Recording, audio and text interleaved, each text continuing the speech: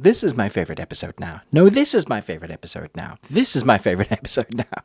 Welcome back to the Ruby Tuesday. My name's Ruben and this is my review for Pulse, a new Netflix medical drama. I have to say, when I watched the first episode of this medical drama in the screeners that I got from Netflix, I was not going to go back to it because the first episode is rough.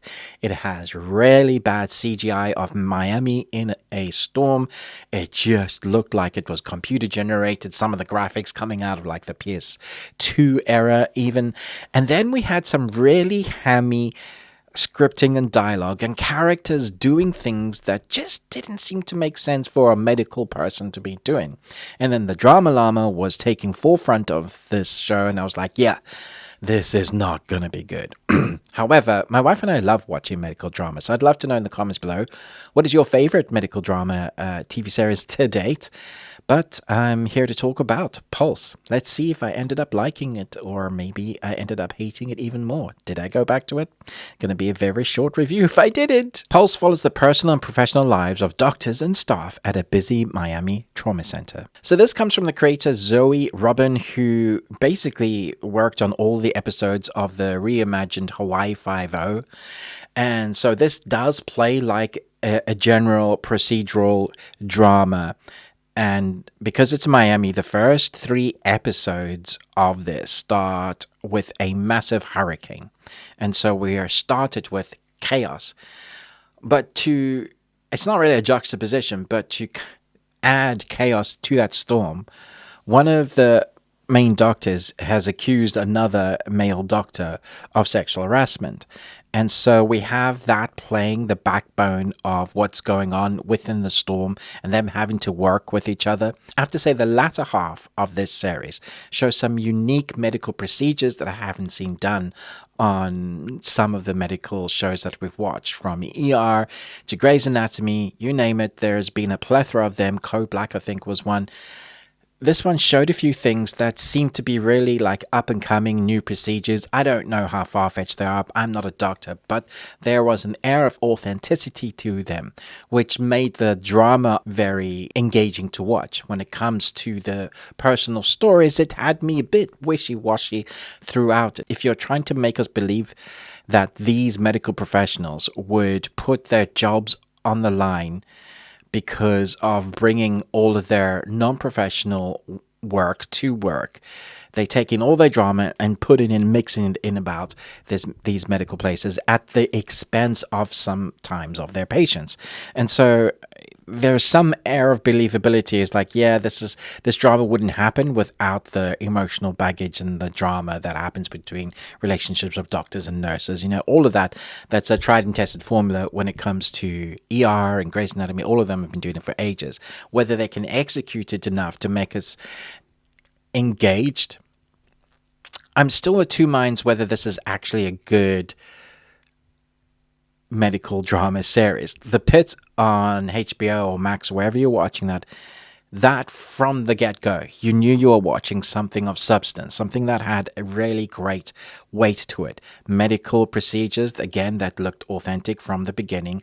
Drama that was relatable to the things that were happening in their lives, but also kind of really found that balance between drama and medical that you want to see. Here, the drama often takes the forefront and the medical on the back front, which is unfortunate. A lot of dramas that have been running for a long time sometimes end up being that way, where it's all about the relationships rather than the medical procedures. My wife and I love to watch the innovative and creative ways that doctors on TV shows can save someone's life, or the emotional impact when they work so hard and they've lost someone's life. That happens a little in this series, but unfortunately the drama is at the forefront here. So the actors that we get here play their roles really well. We have Jack Bannon, who you probably have seen in a number of TV series. He plays Tom Cole. He's a guy that you kind of instantly like to dislike, but has decent amount of growth. You got Jesse T. Usher, who you've seen in The Boys. He plays Sam Elijah. I felt like his character was very play by the numbers, like you knew what he was, who he was from the get-go. My favorite character of the series is Jessie Yates. She plays Harper Sims, the sister to who is basically the main protagonist of the show, and she plays a disabled doctor I believe that she has no feeling in her legs. But seeing how she maneuvers and is able to be a doctor, the difficulty she encompasses, I think she plays this character really well. And I really liked getting to know her a little bit more. Kelsey Mermaid plays Sophia Chan. She plays a doctor that looks like she's always tired. Then we get Willa Fitzgerald, who plays Danielle Sims, our main protagonist. Colin Woodall, who plays Xander Phillips, who is the antagonist. There is this drama of what has happened, the sexual accusation that flows throughout the series that will often detract from the medical dramas, but sometimes it is the more interesting story, because the story here is we don't know who is actually at fault here. At times we can see that Danielle Simmons has done some stuff that is counter to what she has said, and then at other times Xander Phillips' character, we've seen he's done some stuff. They both seem to be equally culpable of wrongdoing. So it plays with that kind of dragging out that allegation to make more drama. Because the first episode was so bad, I think my expectation in going to episode 2 and following on from episode 2 was that, oh, this is so bad. So when there was a half decent story, I was surprised that, oh, yeah, the drama is quite good. The medical procedures are quite good. But then if I were to balance it or hold up to something like The Pit, I'm like, yeah, okay, because there's a clear difference in quality of writing, dialogue, acting. How it's filmed is not that creative at all. It feels very procedural drama driven. However, The Pit feels very creative, even with some of the most grossest medical procedures that you'll see ever online.